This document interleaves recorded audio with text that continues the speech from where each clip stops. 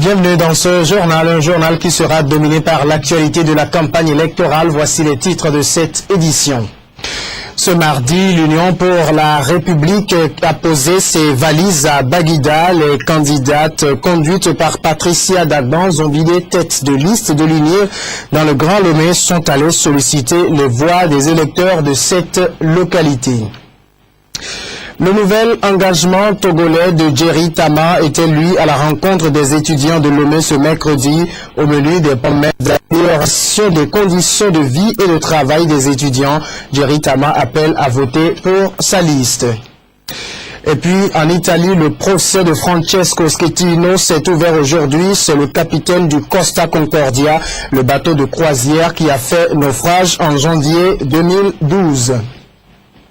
Voilà pour le sommaire. Merci à vous tous de vous informer en notre compagnie. Les échos de la campagne électorale pour ouvrir cette édition, le parti Union pour la République était dans le canton de Baguida ce mardi. Les candidates conduites par la tête de liste de l'UNIR dans le Grand Lomé, Patricia Dagban, sont allées auprès des populations de cette localité pour leur demander de donner le maximum de sièges au président de la République afin qu'il poursuive son programme de développement. Ugatigo. Les 10 sièges à pouvoir dans le Grand Lomé, c'est l'objectif du parti Union pour la République UNIR. À la conquête de l'électorat, les candidats inscrits sur la liste UNIR du Grand Lomé se sont rendus dans le canton de Baguida ce mardi. Le message délivré par Patricia Dagban Zonville, déléguée à Rufa Ekwe et autres Bernadette Legezi Mbamouki, s'articule autour d'un point principal. Le canton de Baguida doit suivre le rythme du développement en accordant les 10 sièges à UNIR dans le Grand Lomé. On a envoyé des messagers pour venir les instruire, les sensibiliser, leur montrer comment il faut voter et autres. Mais aujourd'hui, nous avons voulu montrer à la population de Baguida que nous sommes, tous les candidats du Grand Lomé sont avec eux, que nous comptons sur eux pour la victoire. Et c'est pour ça que nous sommes venus échanger avec eux. Et vous-même, vous avez vu que c'était une très bonne ambiance. Tout le monde est sorti. Et nous comptons, nous espérons que toute la population de Baguida va sortir massivement le 25 juillet pour voter pour notre parti UNIR. L'accès à l'eau pour tous, les questions de santé primaire, de l'éducation et des infrastructures constituent des préoccupations majeures des populations.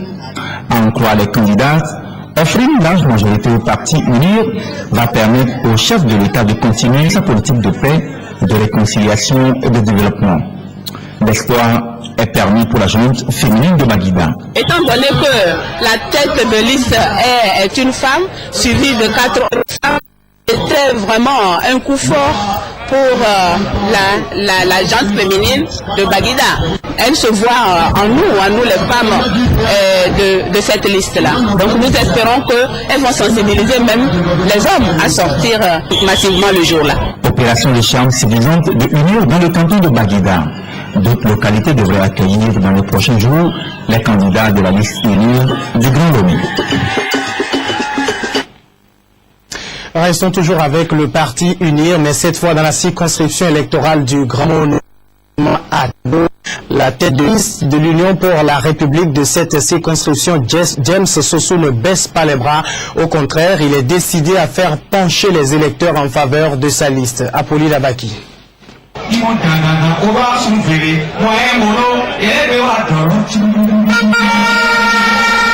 C'est l'école primaire catholique de Tado dans le Grand Lomé qui a accueilli ce lundi les candidats de Union pour la République. Avec à sa tête James Victor Sossou, la délégation est allée à la chasse des 10 sièges à pouvoir de cette circonscription électorale. Enfin, jeunes adultes, tous étaient là pour écouter le message de ces candidats à l'élection législative de 2013. Les problèmes de ce milieu sont bien pris en compte dans le programme de projet de développement de ces candidats. Depuis 2007 que nous laborons sur le terrain, donc on a un répertoire précis, canton par canton, village par village, des besoins. C'est d'abord la route. En dehors de la route, il y a des pistes à traiter pour permettre à nos mamans, à nos parents de convoyer les produits de l'agriculture. Naturellement, il y a l'eau, il y a les besoins en traitement en termes de santé, il y a les écoles qui ont besoin de hangars pour que nos enfants ne demeurent plus dans des conditions incroyables. Dès qu'il pleut, ils sont obligés de rentrer chez eux. Quand il y a le soleil, ils sont sous le soleil. Ce sont des choses qui attristent énormément.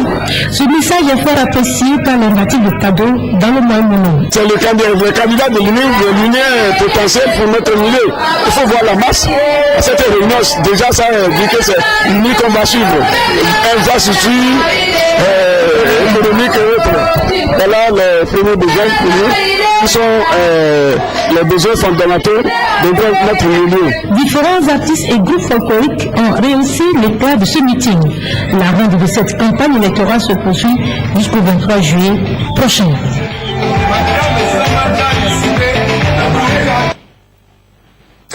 Allez, qu'est-ce qu'on voyage beaucoup avec cette campagne? Retournons dans la préfecture de Tandjouaré au nord du Togo. Le 14 juillet dernier, les candidats de l'UNIR sont allés mobiliser les populations de cette localité. Caravane, meeting, réjouissance populaire, tout cela pour un seul message, voter UNIR le 25 juillet prochain. Hugatiko.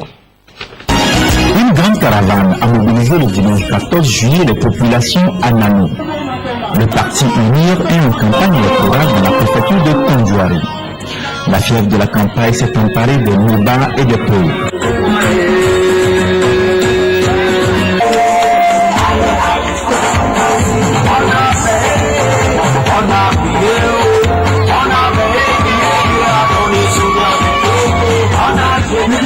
Les cadres et militants du parti UNIR ont invité les populations à choisir la colonne sur un fond bleu, l'emblème du parti.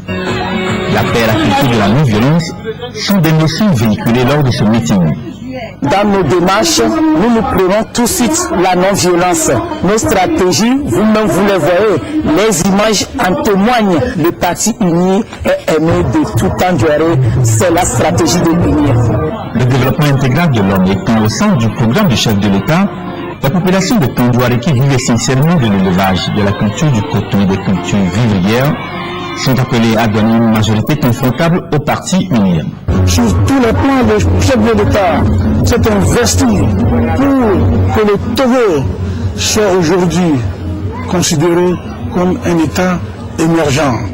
C'est pour cette raison que la population de Tandjouaré tout entière adhère à cette politique et le 25 juillet prochain n'hésitera pas à dire oui au candidat de l'UNIR, oui au candidat du président de la République, afin que ce dernier dispose de la majorité parlementaire pour parachever sa politique de développement qui met le bonheur de l'homme au centre. Il est à rappeler que 2 sièges sont à pourvoir dans la circonscription électorale de Tandjouaré. Et ce n'est pas seulement du côté du parti au pouvoir que l'on se mobilise dans les rangs de l'opposition. La bataille pour la conquête de l'électorat se fait également très rude. Le nouvel engagement togolais de Jerry Tama, bien que présent dans seulement 4 circonscriptions électorales, occupe également du terrain. Ce mercredi, le NET était auprès des étudiants de Lomé pour une rencontre d'échange et de partage avec en toile de fond des promesses d'amélioration des conditions de travail et d'études de ces étudiants, bien sûr, si la liste NET passait. Apolline Abaki. Cette rencontre d'échange et de partage entre le nouvel engagement togolais NET et les étudiants entre dans le cadre de la campagne électorale. Avec une oreille attentive, ces étudiants suivent le message de Jerry Tama, tête de liste de NET dans le Grand Lomé. Message qui relate les problèmes des universités du Togo. Le NET entend s'appuyer sur le soutien et la mobilisation de ces étudiants pour faire bouger les choses une fois élus députés. Les questions sociales ont souvent été portées par les revendications étudiantines. Il est important pour le futur député ou les futurs députés que nous représentons au niveau du NET d'échanger avec ces étudiants. D'une part, leur dire les projets que le NET a à l'endroit des étudiants et de l'ensemble du milieu éducatif, et surtout aussi prendre leur avis, prendre leurs préoccupations, parce qu'il n'est pas plus aveugle comme le député qui à l'Assemblée nationale ne connaît pas les attentes des populations, et quelles sont les populations qui ont de plus grandes attentes que le milieu étudiantin. Il faut réadapter le système LMD. On a voulu imposer un système qui bien entendu, ne tient pas compte du contexte particulier du Togo. Donc il faut le réadapter, l'adapter au contexte togolais. C'est la première question. Il faut deuxièmement tenir compte de l'assainissement sur le campus. Et troisièmement, régler le problème. Vous avez aujourd'hui des étudiants qui, à 2000 ou à 3000, se retrouvent dans les salles qui étaient prévues pour 500 personnes. C'est inadmissible. Voilà les trois points principaux sur lesquels le NET travaillera aussitôt qu'il sera à l'Assemblée nationale. La question de l'emploi des jeunes, l'état de droit et la décentralisation sont au cœur de la politique de NET. Ce message semble passer. Le message est passé parce que le NET est venu pour un engagement pour la jeunesse au fait. Parce qu'on doit soutenir la jeunesse pour qu'il y ait un engagement total. Parce que le pays doit sortir dans la misère, puis dans la corruption, dans beaucoup de trucs. Pas mal. Donc le NET est là pour un engagement total. Le NET a dévoilé tout d'abord son projet de société à l'encontre d'abord de la population togolaise et plus particulièrement de la jeunesse estudiantine. Ils ont montré à quel point la jeunesse estudiantine est dépourvue de moyens pour mettre en place Ils sont là et ils nous ont dit qu'ils vont mettre en place de nouveaux moyens à la disposition des étudiants et bien d'autres projets également. Jerry Tamon a rappelé par la même occasion le rôle des députés pour l'amélioration des conditions de vie des populations, notamment les propositions de loi, l'enquête parlementaire et la capacité d'interpeller les gouvernants sur la bonne gouvernance. Ici présent, et surtout pour votre... Après Sagboville, ce mardi, la coalition Arc-en-Ciel était à Amouti-V ce mercredi, toujours conduite par la tête de liste Maître Dodji à Pévon. Des appels ont été lancés au public à voter la liste Arc-en-Ciel le jour du scrutin. Amen Assignon. Amouti-V, c'est dans ce quartier de Lomé que la liste Arc-en-Ciel Grand Lomé a posé ses valises pour ce deuxième jour de meeting. Conduite par Maître Dodi Apégon, tête de liste de la coalition, le mot d'ordre pour cette opération de charme reste et demeure celui de l'alternance et de l'instauration d'un véritable état de droit. Et pour cela, la coalition Arc-en-Ciel convie ses militants et sympathisants à voter massivement Arc-en-Ciel le jour du scrutin, c'est-à-dire le 25 juillet prochain. Nous avons dit aux populations que ce vote-là doit nous permettre d'entrer résolument dans la démocratie. Nous sommes dans une démocratie qui titube, qui a toujours titubé jusqu'à aujourd'hui, à cause du refus de ceux qui nous gouvernent aujourd'hui de faire les lois, d'accepter les discussions qui nous permettent d'aller au consensus pour que les élections soient organisées de manière correcte, de manière transparente. Le premier objectif que nous visons par ces élections, c'est de nous permettre de transformer l'Assemblée qui sera élue, la majorité que nous aurons à cette Assemblée-là, de transformer cette Assemblée-là en une constituante pour faire les lois, pour faire les réformes nécessaires pour que le pays puisse avancer.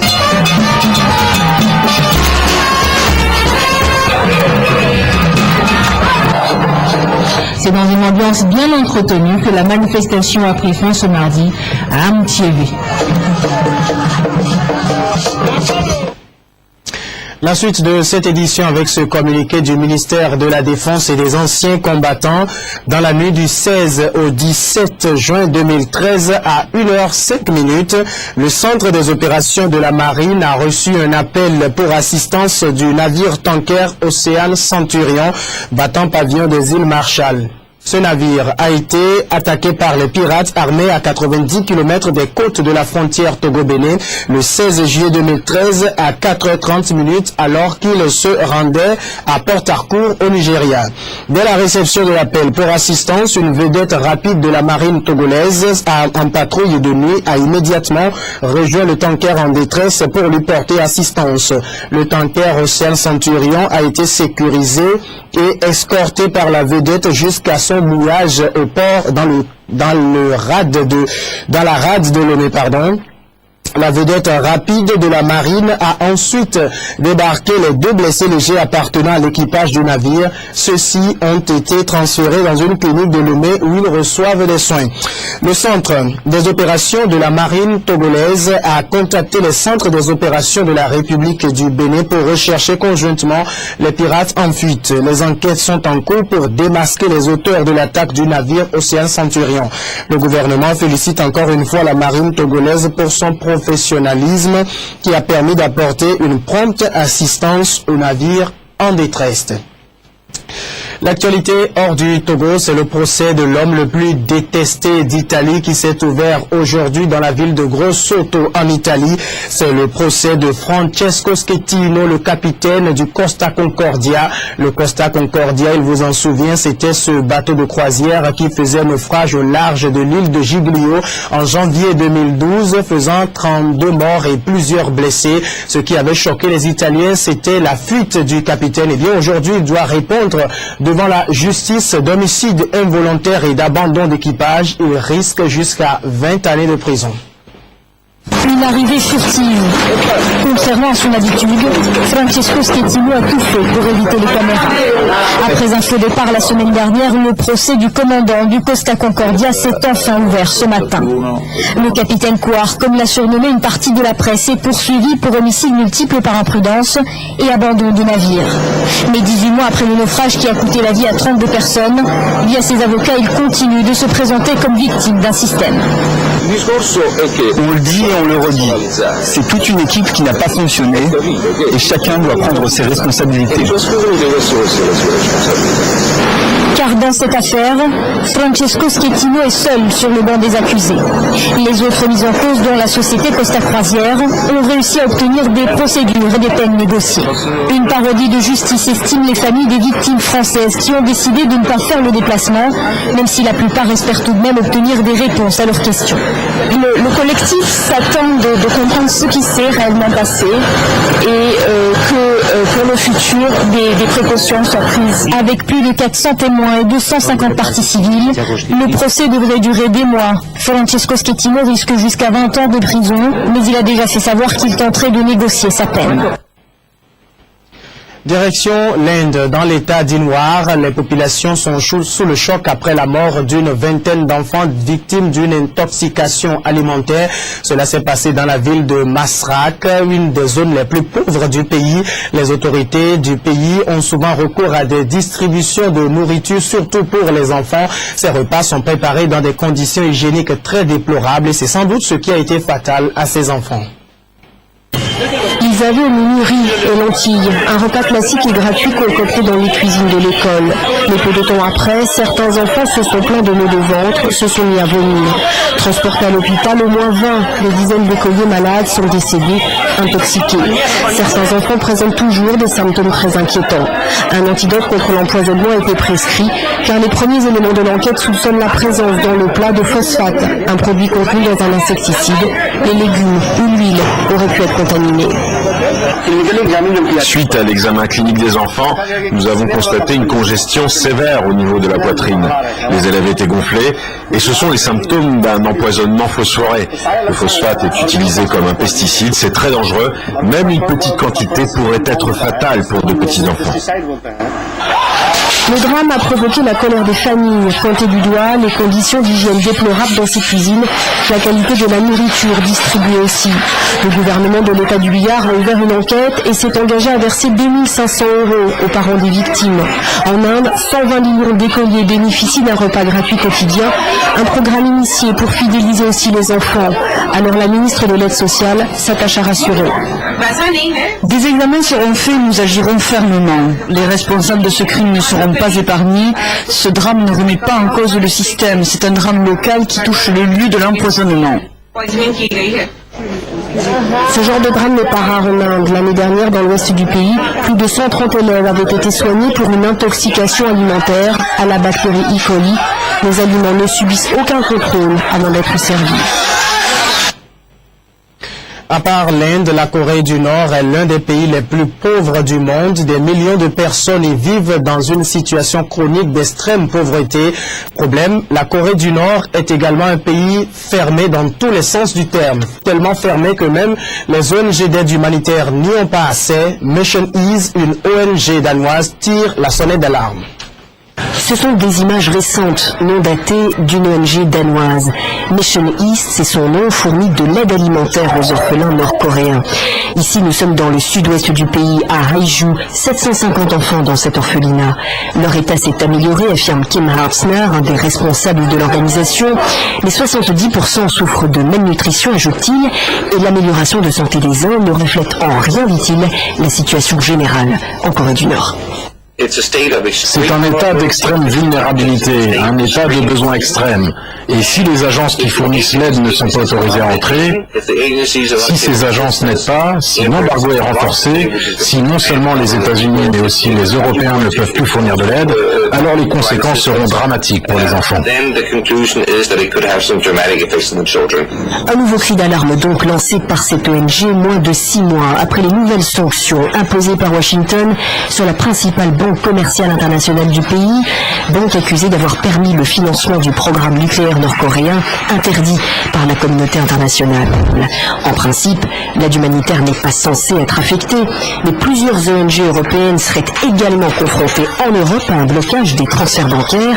Selon l'ONU cette année, 2 800 000 personnes ont besoin d'aide alimentaire en Corée du Nord.